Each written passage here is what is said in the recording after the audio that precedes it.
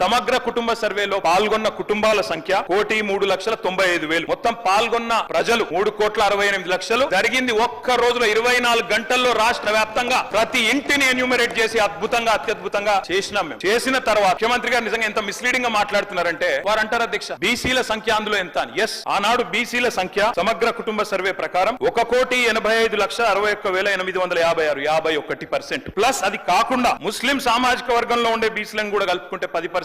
మొత్తం ఆనాడు సమగ్ర కుటుంబ సర్వే ప్రకారం రాష్ట్రంలో బీసీల సంఖ్య 61%. ఈ రోజు రాష్ట్ర వ్యాప్తంగా మేము మాట్లాడడం కాదు అధ్యక్ష, ఇక్కడ మా శ్రీనివాస్ యాదవ్ గారు కరెక్ట్ గా చెప్పినారు. మీ కాంగ్రెస్ పార్టీ ఎమ్మెల్సీ చెప్తున్నాడు బయట దీన్ని తగలబెట్టండి, కానీ గలీజ్ గా మాట్లాడింది నా మాట నివేదికలు తప్పుల తడక అని కాంగ్రెస్ పార్టీ ఎమ్మెల్సీ చెప్తున్నాడు, మేం కాదు. రాష్ట్ర వ్యాప్తంగా బలహీన వర్గాల సంఘాలు చెప్తున్నాయి. ఏమని చెప్తున్నాయి అధ్యక్ష? సమగ్ర కుటుంబ సర్వేలో 1,85,61,000 ఉన్న బీసీలు ఎట్లా 1,64,00,000 తగ్గినరు, 51% 46% ఎట్లయిందని అడుగుతున్నారు.